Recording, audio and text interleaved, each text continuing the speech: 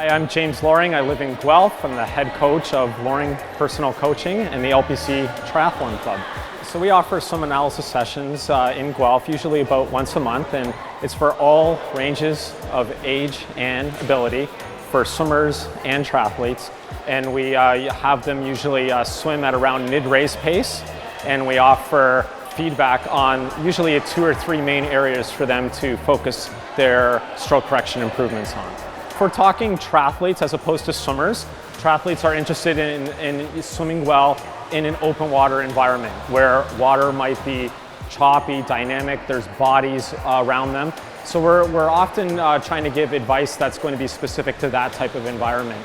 So we often see swimmers trying to, that they have maybe too slow of a swim stroke rate, and in which case we usually say in a race situation, we might have them increase their stroke rate a little bit more. But some, maybe the rate is a little bit too high. So the video analysis really helps to pin down what might be an appropriate swim stroke rate for their style of swim stroke.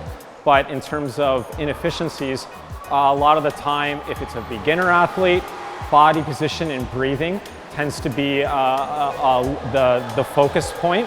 If they're more of an intermediate or an advanced athlete, then usually their breathing and their body positioning might be pretty good, but we often see a lot of areas of improvement in the front or the catch phase of their stroke, specifically underwater. So we'll see athletes dropping their elbow or not starting the catch phase of the stroke as well as they could. So we try to slow things down and look at the underwater footage in slow motion and show areas where that could be improved.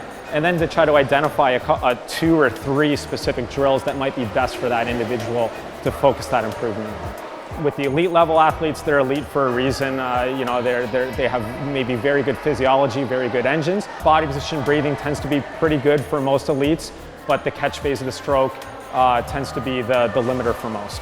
I always think it's good to get video at least a couple of times a year, because then you can go back and you can look at the previous video and see if there has been some forward progression taking place. It does take some time to try to reprogram the strokes, so it's good to try to take it a couple of times a year. And you don't just want to be doing drills all the time. I think a mix of doing some drills, but also some race pace, swimming above race pace, below race pace, all that is an important stimulus that needs to be implemented into a tri-specific swim training program. If you're peaking in the summertime, then the wintertime is a great time of the year to start thinking a little bit more about stroke correction. As you get closer and closer to your race, you got to be careful not to change things up too much, and we tend not to put too much attention into the efficiency of the stroke, and instead just trying to optimize fitness building and getting the athlete ready for a peak performance.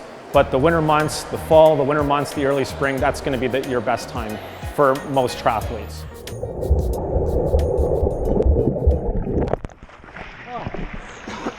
Who got it? Yes.